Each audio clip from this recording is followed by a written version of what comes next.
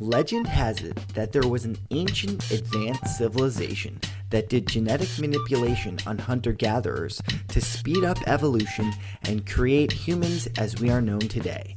The Sumerians called these beings the Anunnaki. To educate me on this topic is today's guest, Dr. Heather Lynn. She is an archaeologist and author that has been featured on the History Channel's Ancient Aliens. She's with us today, so let's get right to it.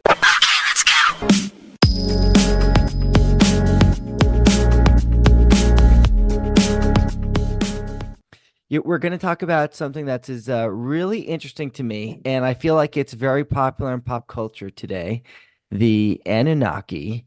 But before we do that, could you please, for our listeners, give a little background on yourself and how you became, so interested in this ancient history?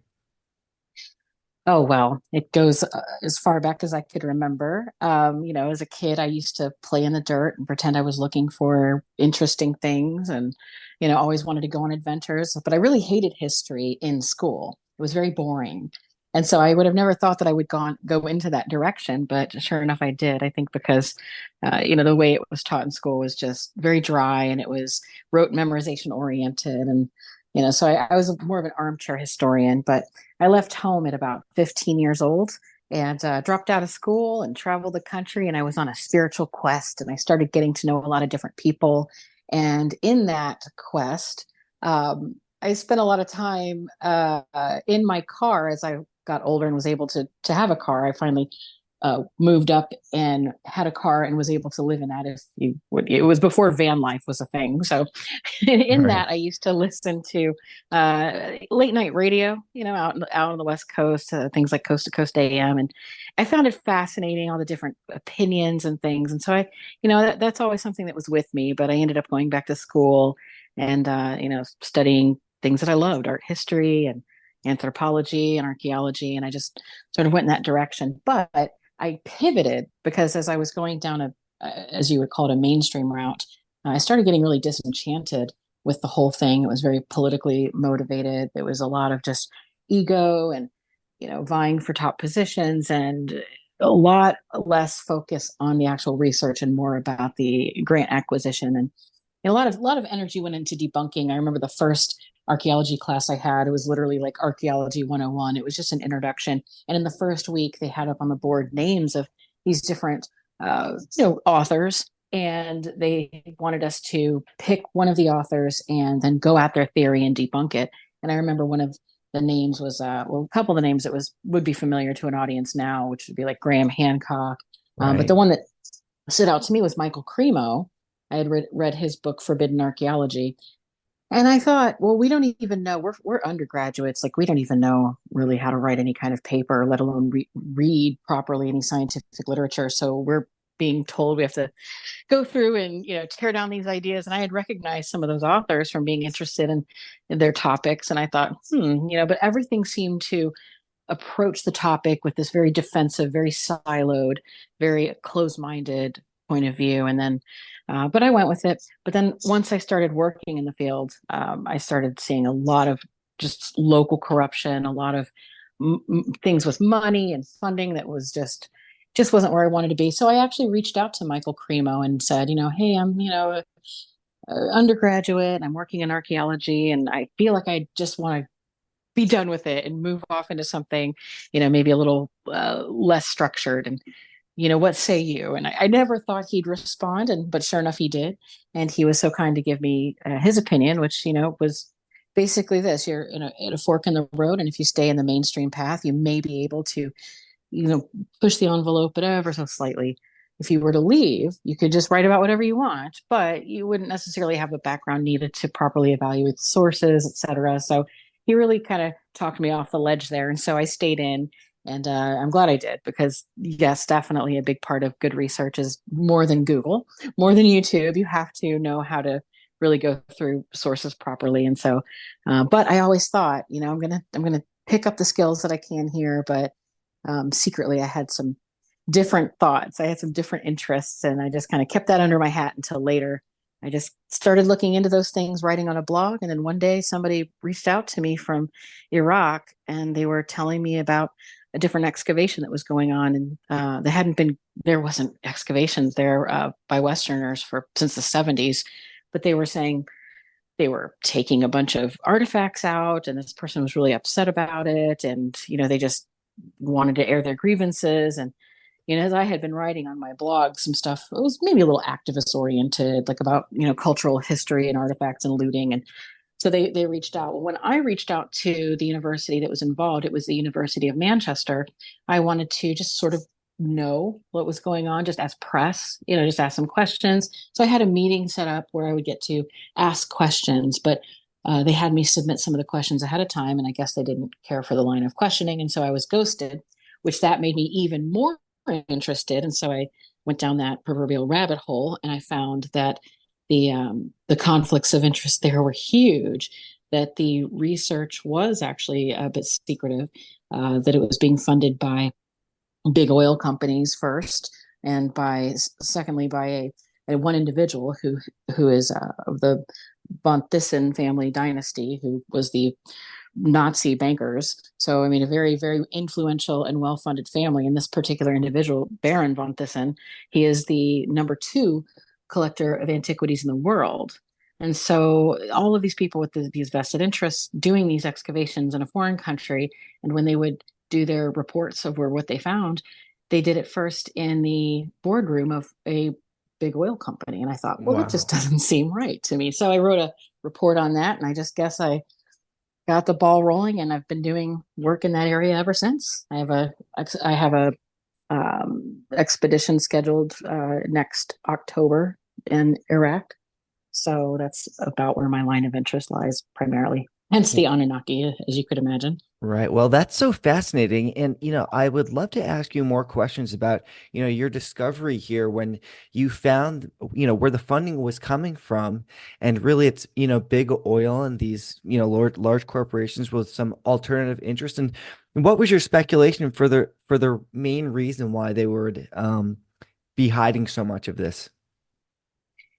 Well, I really had no idea at first. I thought maybe it was money motivated. I mean, I guess I would always just follow the money. And so I thought for sure this is about acquiring, artifacts, maybe for someone's private collection, which, I don't rule out completely. I think that there's something to that. I've seen evidence of that ever since then. People talking to me and me meeting collectors and this sort of thing. So, I mean, I think that is a motivation. But once I got into it a little more, the individual that had contacted me, even though he was from Iraq, and I guess I didn't expect for him to have this line of thinking, given this was his home. But people since who I've met who are located there actually put the idea into my mind that there could have been something like what they called stargates. And I thought, well, that sounds interesting.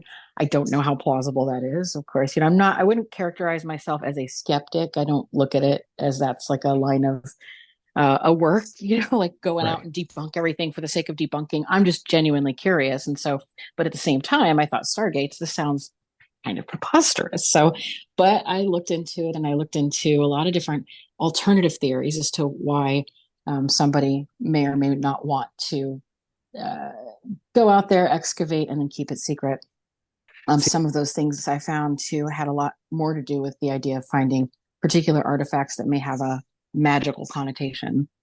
See, I like this. See, I like that you take it down the more mystical conspiracy theory route because my brain first went to, oh, well, these are big corporations. They want to hide the fact that there is important archaeological finds down there, and they want to be able to drill for oil, True. Yep. and they want to hide that and maybe, keep some of that, also some of that, some of those found antiquities for, for later purposes. But That wow. makes the most sense on its surface, because that is a lot of what happens. And then, the different laws and different areas, they have that where, before you can dig a road or any sort of infrastructure, you have to look for cultural resources. And generally they hire a private firm to do that. And then the private firm, unfortunately, they are the ones who can have the rights to the data that comes from that. It's what's usually known as gray material. Gray material because it was kind of a joke and a play on the idea that the artifacts and research that you would get from doing a private excavation that way, it would not go out to the public. It would only be hidden away in a gray sort of steel master file cabinet. And so if you can imagine all of the different artifacts or discoveries, things that could have been had, and they're just sitting in file cabinets. But that's so, it made sense to me to think that perhaps that's something that was going on as well. But, then I started hearing some stories and people were talking to me. And of course, I'm a very curious person. And there was, I didn't know this before I did this research, but the looting of the museum in Baghdad. And I thought, oh, okay, so it was looted. That makes sense. That happens, unfortunately. And, for the black market, of course. But then I found out there was more to that story as well. And this is, something very Googleable. It's on the record. Our own troops were set up to loot the museum, which sounds terrible and preposterous, but they did go to trial for that. They had to give back the artifacts to the museum. Some of them they weren't able to. Some of them went on the black market, so we think. But it sounds absolutely just mind blowing. Like, why would our troops do that? Why? Who told them to do that? Why? What was going on? Of course, they were just doing as they were told. But who has this vested interest, right? And so looking into that, I found out more too that the interesting thing of, you'd think the black market, there's particular artifacts they're looking for, but those artifacts that would fetch the most money on those markets, they were left behind. And so it was very peculiar. And they knew exactly what they were looking for. So it was shown that they had gone in with a particular list looking for particular tablets, and that's what they went in and strategically got and left. And they left pretty much all the good stuff intact. Wow. That Well, was peculiar as well. what tablets? These wouldn't happen to be the emerald tablets. What kind of tablets were they looking for? See, it's fascinating because when we hear tablet, it's so easy to think like the old movie with Moses holding these giant Ten Commandment tablets, Charleston Heston. But these tablets are very small, and so you can come out of so if you did loot a museum, say, you could come out with a bag filled with tablets because they might be about 3 inches.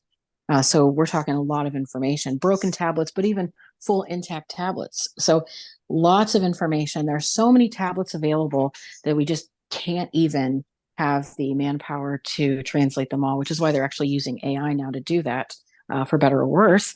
But there's a lot of speculation about why and what they were looking for.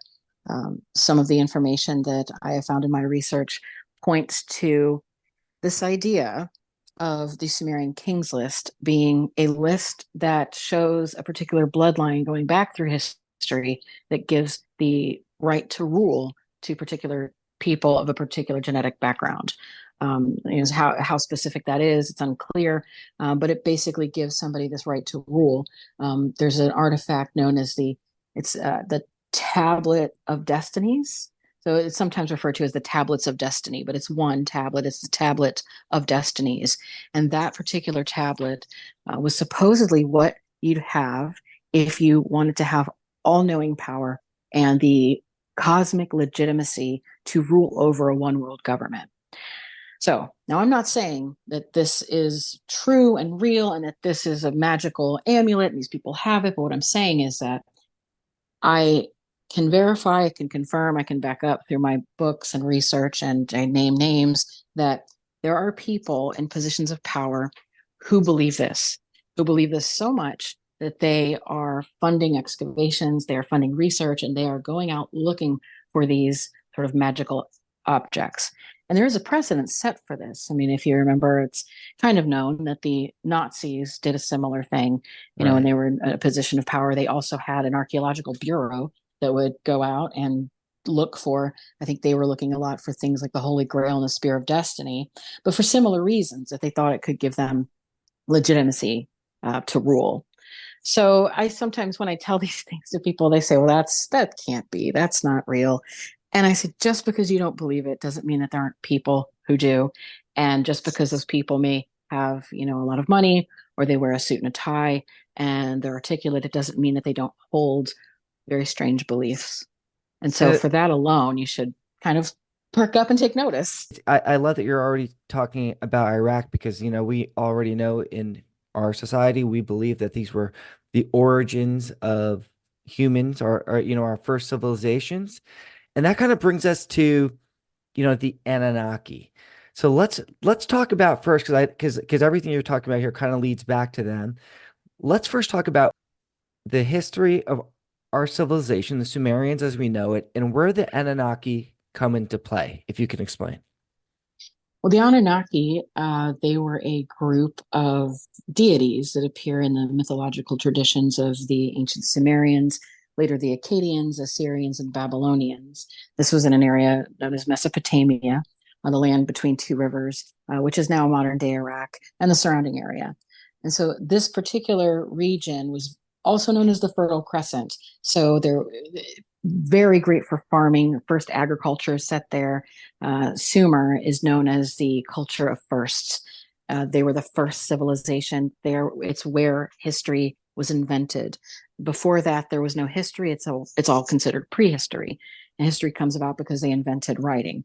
Now there are proto-scripts and there's symbols and there's different, things like that you can find throughout the region before them, but there wasn't the same kind of writing that we would understand today with full sentences and dictionaries and mathematics and books and record keeping. And what makes the Sumerians, I think, probably the most interesting among many things, but the very, very most interesting thing, according to scholars as well, is what they refer to as the Sumerian problem. The Sumerian problem is that for many thousands of years, leading up to about 6,000 years ago, there were hunter gatherers. Then there came a point where they were semi-settled hunter gatherers.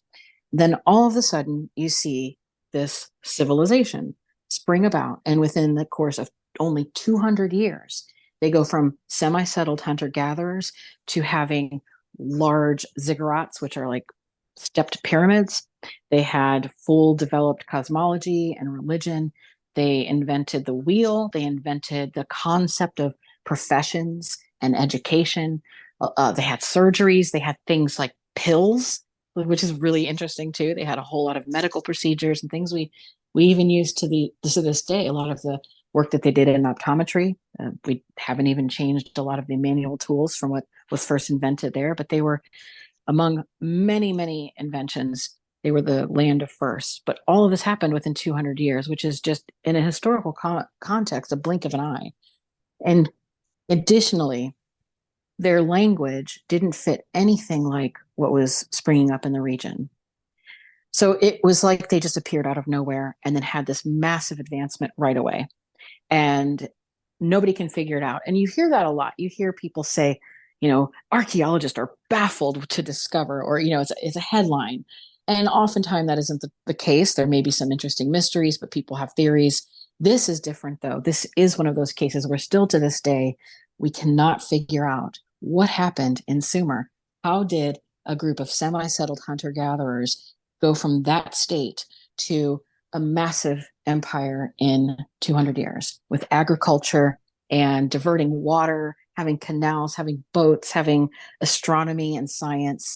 How did it happen? We don't know. When you check the Sumerian records, because they were absolute record keepers, there's more information on the Sumerians than even the Egyptians, because the Egyptians, while they're very interesting and amazing culture, they wrote on papyrus. And so that was an organic material, and a lot of it didn't last.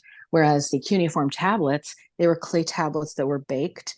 And so they were very, pretty durable, but especially in that arid region after the fact, they've lasted for quite a long time. So we have a lot of information on the Sumerians. Problem is they were discovered relatively late towards the Edwardian period. The Sumerian tablets had been slowly getting translated, and it was a time in Great Britain particularly where there was a sort of a Christian conservative viewpoint about the world, and there was a huge social stratification between people with the landed gentry and the means, and then people who didn't. And so when they discovered the tablets and they read that, wow, these stories, these are Bible stories, like Noah's Ark is in there, but different and more expanded, and all of these different stories. And However, can I ask you a question yes. first, so how they got into being able to finally translate the tablets was through the Rosetta Stone, right? Or am I wrong? Well, the Rosetta Stone was what they used to translate Egyptian, and Okay. many other languages as well. But Okay. it was a little more difficult to do the Sumerian. But thankfully, that was so similar to what later would be Babylonian. So, because cuneiform was an interesting language, it was a lot like Latin or English or Mandarin now, where it was the language of business. And so it was a sacred language, the language of business. So the even when the Sumerians themselves maybe weren't the empire and instead it gave way to the Akkadians and Babylonians, they still used cuneiform for their legal documents. So there is a uh, a big stele called the Bastoon, excuse me, it was the Bastoon sort of beautiful carving, and it has all of these language in it. It's sort of like a Rosetta Stone, but only insofar as it contained like the Babylonian, Assyrian, and the cuneiform.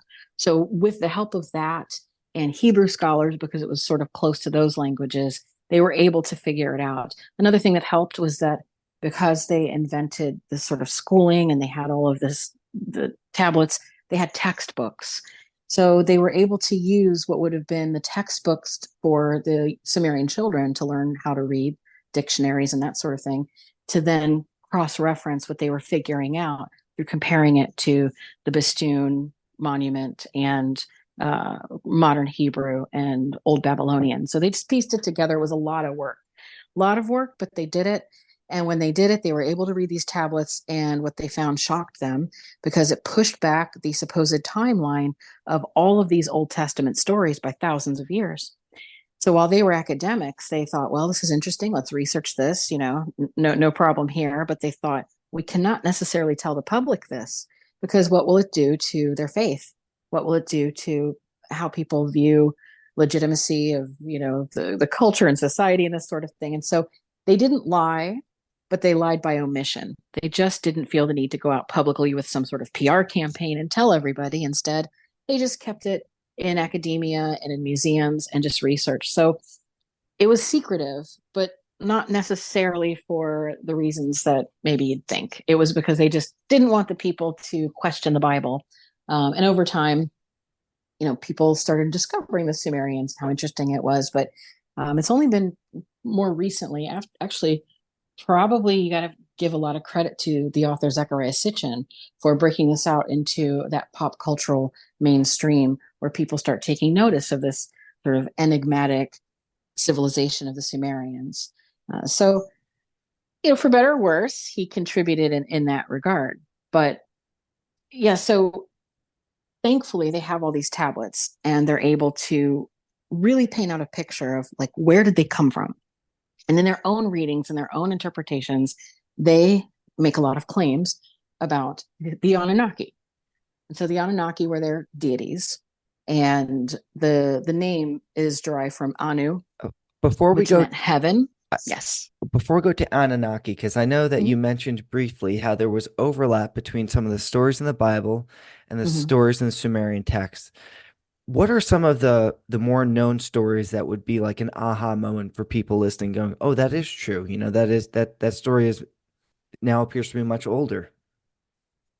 Well, there's a lot of similar Like thematic, like the Noah's elements, but Ark. Hmm. the Noah's Ark would probably be maybe the best known one. So the story of Noah's Ark is first seen then in the Sumerian text. There's even stories before it that kind of integrate the Noah character. So their character that they named, they didn't have the name Noah. Instead, it was Upnapishtim, and that was their Noah character. But it's the same story, the same thing. The difference being that there's just a little more detail, and I guess this is where it gets a little tricky because this is where it could start to rattle people's faith a little bit if they were inclined to have that problem. So I look at it as something just interesting and not necessarily would rattle faith. It just fills in the blanks, but this is controversial. So one of those things is that the child story of Noah's Ark is Noah builds a great big boat and he piles all the animals on board, and then they ride out the storm, and then they're able to repopulate the earth and all of that. Well, in the Sumerian version, it does say a similar idea in that there was a group of individuals before the flood. They recognized that there was a global flood. This group of individuals, though, they weren't, Upnapishtim and his followers, they were not family members like it says in the Old Testament, but rather the scientists and the people who knew they were the representatives of each discipline. They were the ones that decided to make a breakaway civilization. So they were able to know that the flood was coming because they were astronomers and scientists, and they could see the signs in the sky, and they knew that the storm was coming.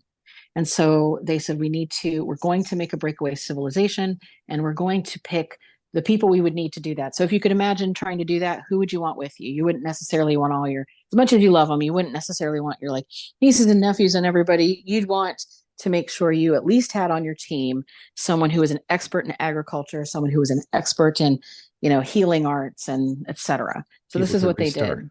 Yes. Absolutely. So they had to restart civilization. So what they did is they gathered those people.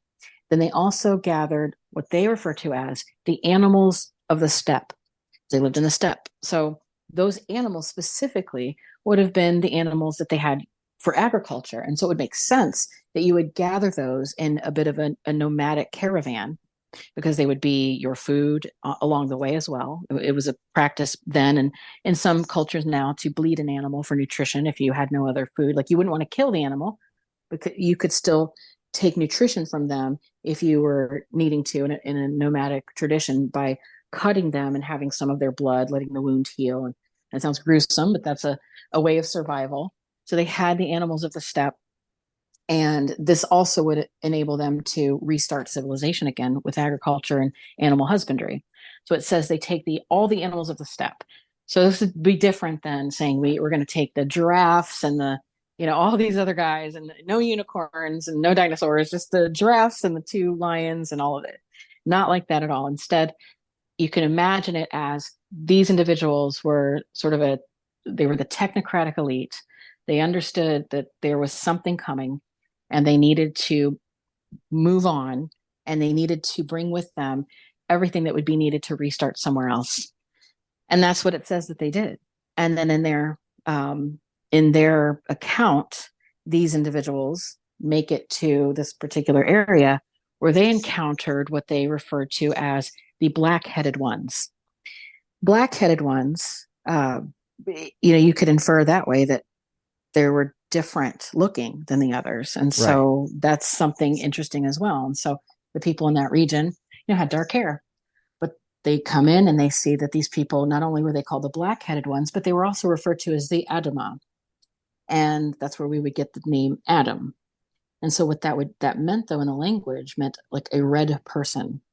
And it was red specifically because of the red clay. So in an Abrahamic faith, a lot of times that's been taken to mean that God created man in his image by using the red clay of the earth and making like a little guy and breathing life into him. And then there's Adam. But if you look at the Sumerian text, it references that these people that they encountered had dark hair, and they were red in color like the clay that they had near them. And now what's interesting about that is when you look at the archaeological record, you find that in that very region where this would have happened, there's a very special type of clay there. There's a very special type of red. And the evidence of post-burial ceremonies incorporating that red clay on the bodies of the dead, it still exists. You can find the skeletons and the skulls, especially, they were colored in this red from this clay.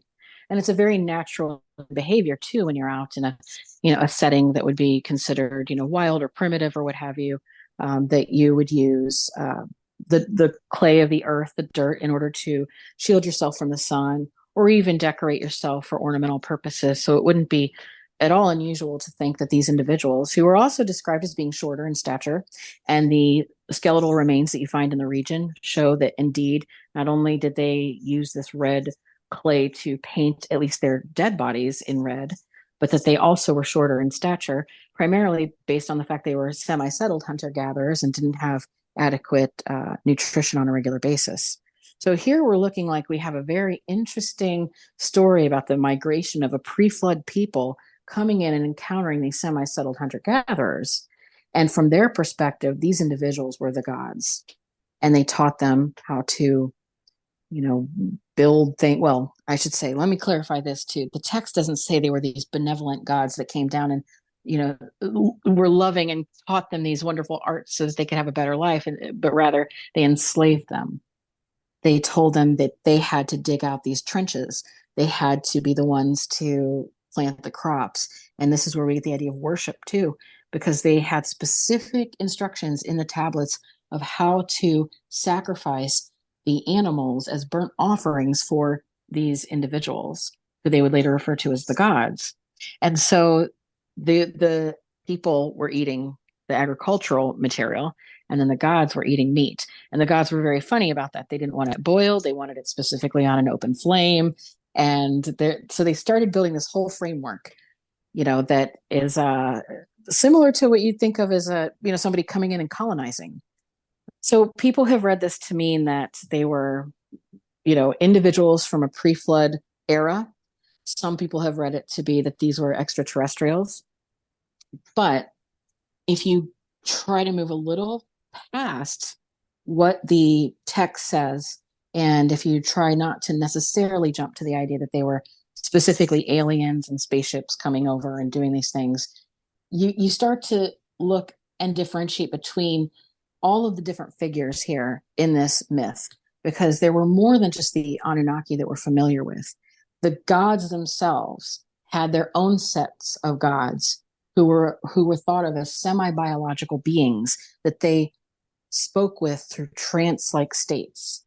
So these individuals, if they were human like this, they brought with them magic arts, and they were able to contact other entities that they then go on to say were the ones that taught them civilization.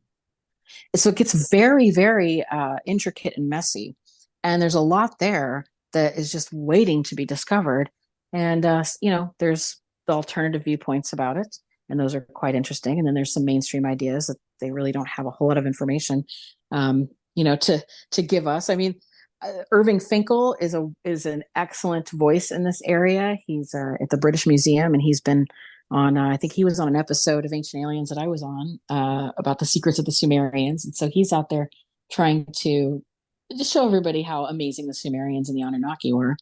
But there's still not a lot of mainstream acceptance for some of the more creative ways to look at their practices and what they did. And unfortunately, on the other end of it, because Zecharia Sitchin was such a figurehead, when you start to kind of deviate from his work, then it looks bad too, because then it's like, oh, well, you don't believe in Sitchin. And so he kind of got himself a little cult of personality, because Zecharia Sitchin wrote about the Anunnaki in the 1970s. And he wrote a very, important book where he did a lot of research and translating these texts and talking about, what these gods may have done and how they came from a different planet called Nibiru. Very interesting work. One of the problems is that he ended up going on to make a whole series of books called the Earth Chronicles, and those were novels. And so he went on and wrote fiction surrounding these ideas. Now that so many muddies the water. times. Yes, and so many times people will cite his work, but they're citing the fiction, and he's passed away, and so there's not a lot of, he can't really clarify the record now. And then there was somebody out there, Dr. Michael Heiser, who was doing a lot of work trying to, I guess, essentially debunk him. His website was sitchiniswrong.com. Michael Heiser was a legitimate Assyriologist. He very much knew what he was talking about. However, he has passed as well, but and just recently, I think a year or two ago, unfortunately with him, as much as his scholarship was very sound, he never really made a great effort, I don't feel, to come out and talk about his bias, which was that he was very evangelical Christian, and he would go on evangelical Christian programming, and he wrote some of his books under a Christian printing press. And again, that I'm not saying there's anything wrong with that, but I'm simply saying that is another source of bias. Right. That, it's one of those things where he had his own source of bias. And so, again, with the identifying sources, you have to kind of scrutinize the sources as much as you can. And, interestingly, as you mentioned in the beginning of this interview, people are becoming more and more interested in the Anunnaki. And so I think there's a lot of people now taking another look at these texts and saying, hey, maybe Sitchin wasn't wrong. Maybe he was wrong about this, but maybe he was right about that. And what else can we learn? And so I think it's just a growing subject. And I really think that eventually we're going to start to find some things out that really do shake to the core everything we thought we knew about human origins. Yes, and so we were talking about the Sumerian problem. I know you connect the dots a little bit, right? I try to. I try to. So the Sitchin viewpoint is that the Anunnaki, the gods of the Sumerians, came in, and when they started to enslave the people who were there, and put them to work to mine gold, they were also then needing different sort of workers with that were more compliant, stronger, this sort of thing, and they were wrapped up in genetic manipulation to make themselves a strong workforce. And So we should mention first he too goes the into the that. gold thing. So the Anunnaki legend says that they came from another planet. Their planet was destroyed, and they needed gold from the Earth to fix their planet, right? Yes, Okay. according to the myth, they needed these large quantities of gold in order to fix their planet, that was a planet that was on this elliptical orbit that would come by every so often. So something like 3600 years or so. And then that was how they were able to get here. They were closer. And so they got here and they were looking for gold to replenish their atmosphere. Now, the texts don't really say a lot of that, but I'll tell you, I was speaking to somebody not that long ago who is, pretty interested in the disclosure movement. And I say interested, he's a big player behind the scenes in the disclosure movement. And he was interested in this idea of gold. Like, why is it that they were looking for gold? And he had a unique theory that had to do with the gold giving their atmosphere more density, that the planet itself was losing density. And so they were needing these large quantities of gold to build up density. So, I bring that up just to say that while there's not a lot necessarily in the ancient text to go into that great detail about the gold and why would they need the gold, there are people who are on, in different areas looking into this very seriously, thinking perhaps there is a reason that gold was used. And so there's a bid on the gold, but we don't really know why. It's not real clear as to why they wanted the gold. And then you could say, well, it's because it's gold, right? It's valuable. It looks like the sun. That's something that some people have said. It just resembles the sun. So maybe there's that, but that's still one of those mysteries. Why did they want large quantities of gold? Like, how would that work in their atmosphere? But nevertheless, that's something that they supposedly came to do. And so they came and constructed establishments needed for mining, colonization. They needed resources like food and water. And so they created Eden, essentially. So it would have been a field, a walled off field for agriculture and farming. And then they noted that there was an abundant amount of gold in southern Africa. And so it was said that Anu left and went to what would be gold mines in present day Zimbabwe. So there's a whole lot of stories about this then. And interestingly enough, there is evidence of gold being mined a very long time ago in those regions. So there is something to the gold thing. It's just not clear what it is. So all in all, they needed to manipulate the genes of the creatures that they came to find. Now, we could say they were the semi-settled hunter-gatherer individuals, and they would have been Homo sapiens sapiens. But during the time that Sitchin proposes that this happened, this would have been something as long ago as 450,000 years. So his timeline's pushed back a lot more, which the Sumerians themselves, even though those texts were discovered, 4 to 6,000 years ago, they talked about the incident happening a very long time ago. So that's one of the reasons for the very large time discrepancy. So according to Sitchin, these gods landed in ancient Mesopotamia 450,000 years ago and started doing this sort of terraforming and this sort of thing. In doing so, that would have meant that it was Homo erectus living in southern Africa. So the thought was that Enki, the specific god Enki, who's often associated with Lucifer and Prometheus, and these gods that tend to rebel against their own kind to give technology to human beings. And so, a very strong archetype there. So, this Enki figure, he goes and realizes that, hey, these Homo erectus individuals, these primates, they may be suitable for their mining operation. So it said that he captured a female and brought her to the other god Enlil. And from this point, Sitchin reinterprets the creation story as one with more of a science component to it than a natural, encounter, shall we say. So he says the Anunnaki then genetically manipulated an egg of a female by grafting it to Enki's wife's DNA. So here we have stories of genetic manipulation that about now at this point, 200,000 years ago, there would have been a hybrid being born of that. And the Anunnaki called that Lulu. And then they wanted to clone that. And so the purpose of cloning the Lulu was just to obey and to work. So being a hard worker.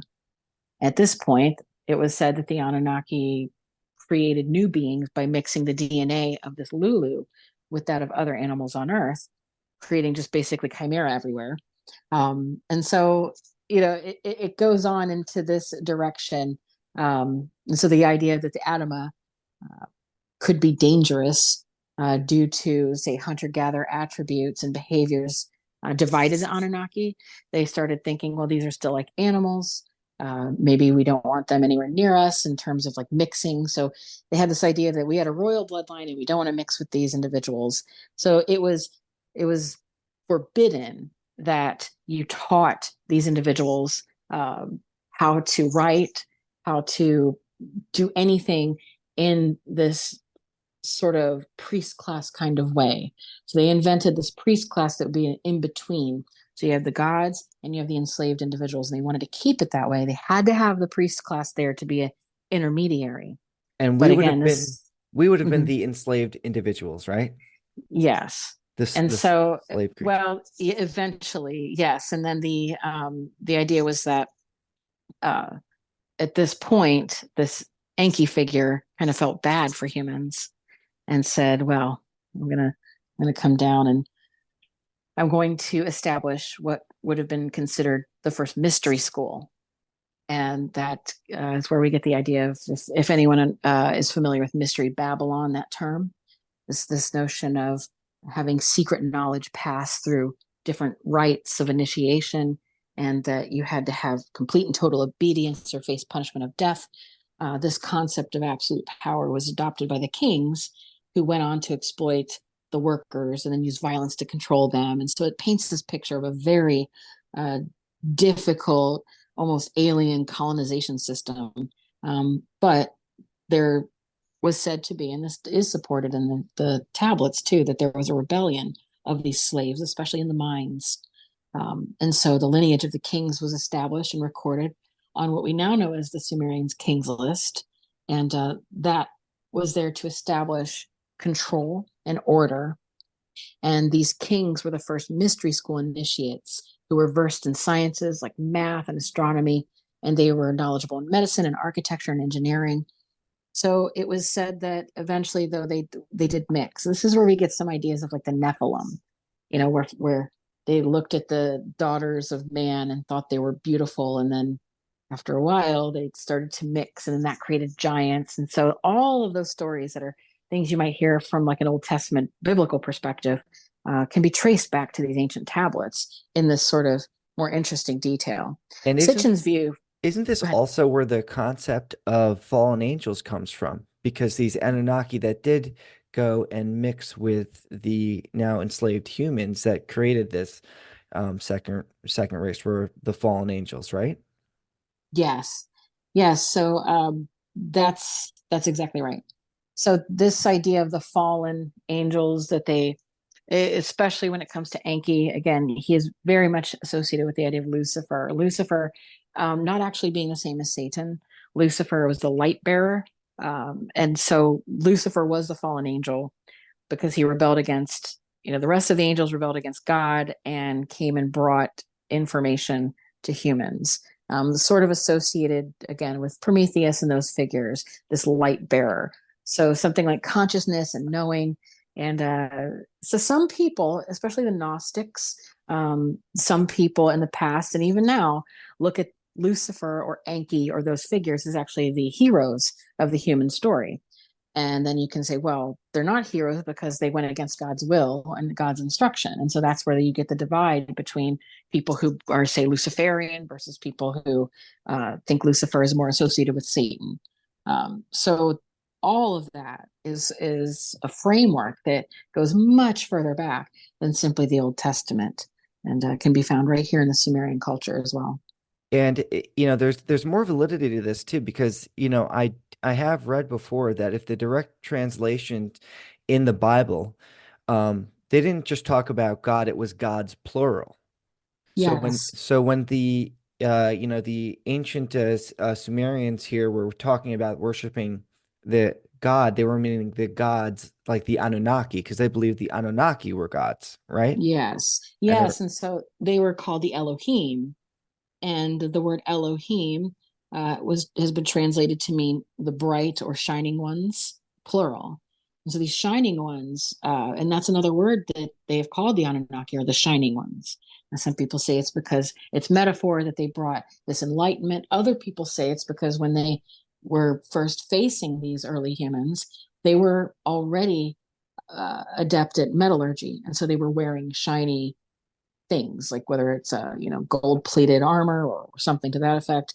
But either way, they were known even at that time as the shining ones, hence the Elohim. So yes, in the Bible, when it said, "Let's make man," so you have the phrase in the Bible, "God made man in His image," but the actual earlier translations of that was, "The gods made man in His image." Now, if you push it back even further and into the Sumerian version, it's specifically the Elohim fashioned the Adama into their behavioral image. So it accepts this idea that humans existed already, that these gods didn't create man from clay, but rather these gods came in, found this Adama, and then fashioned him to be like them. So, like an enculturation took place.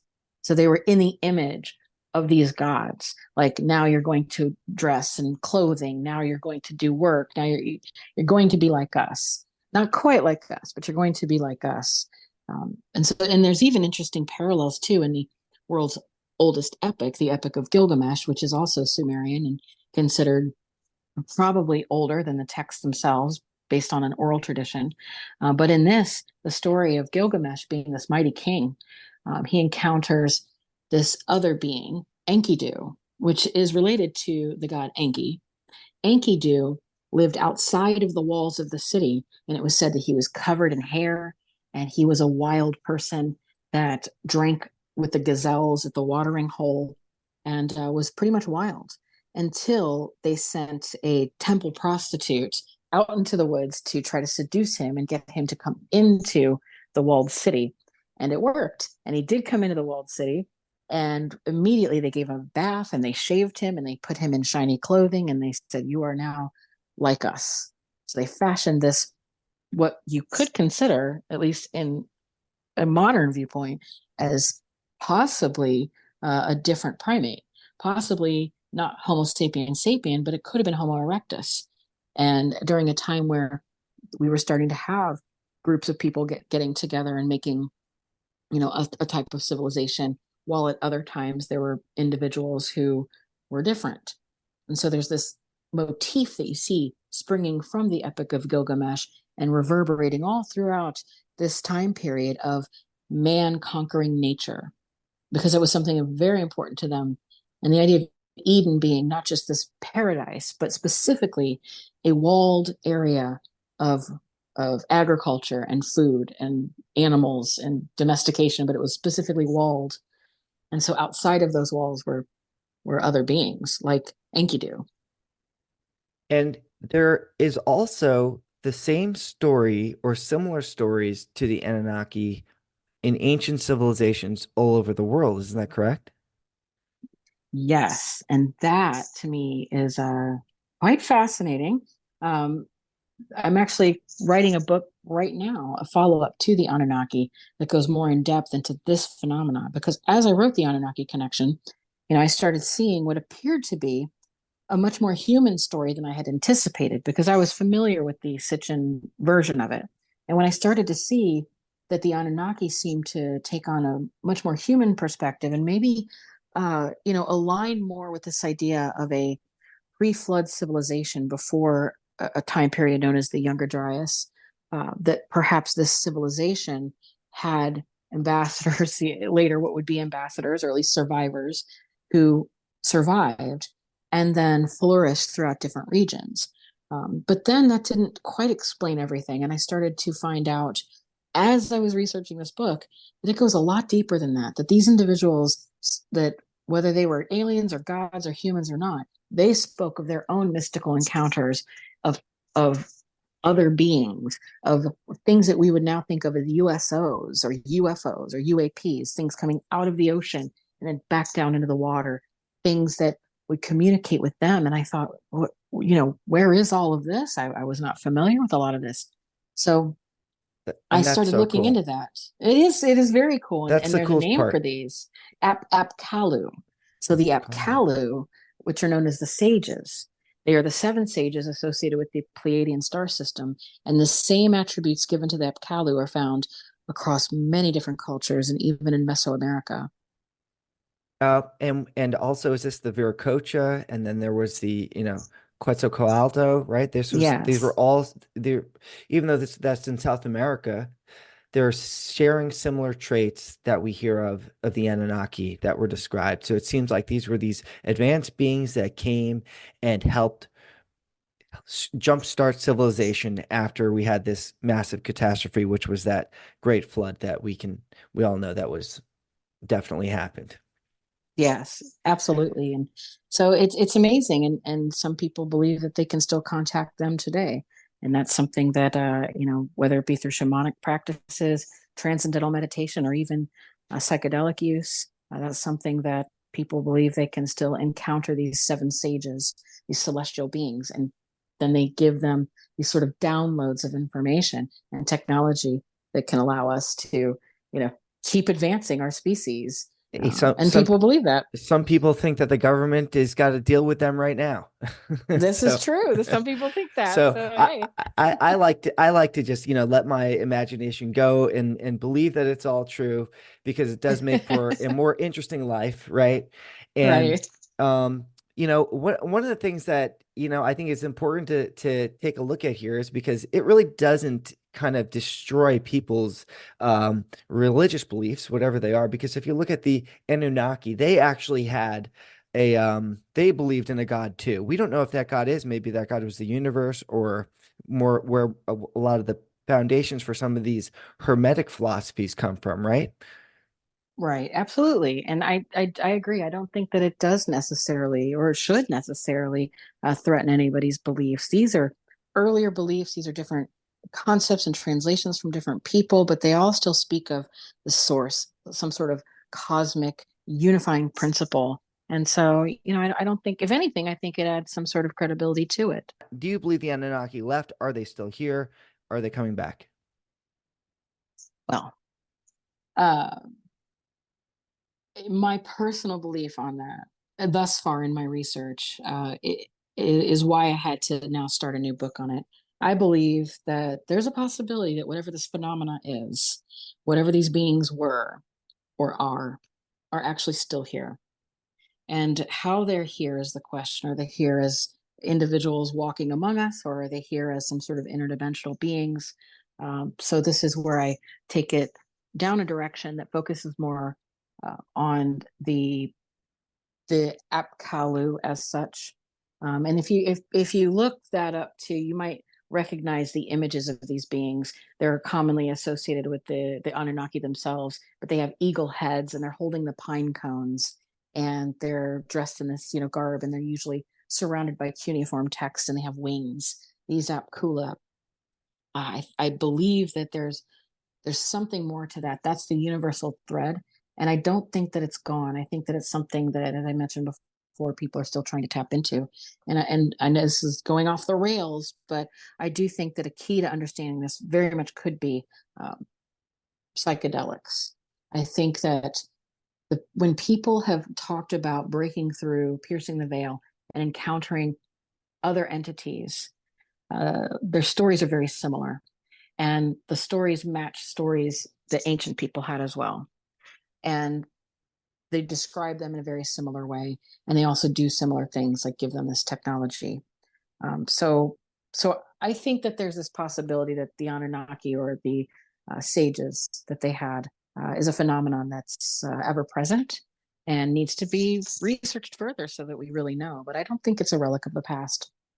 Well, I love that you're on this and you're doing a great thing, bringing this to the light of the people here. And I think we're just scratching the tip of the iceberg, and there's a lot more to come on this topic. So, I Heather, agree. thank you so much for joining today. If people want to reach you, where should they go? If they want to buy your books, they want to check out Uh, your podcast. Barnes and Noble books are everywhere, but you can go to my website, which is www.drheatherlynn.com. It's drheatherlynn.com, and you can find everything you need there. Hey, thank you so much. I really appreciated you joining today. This was great.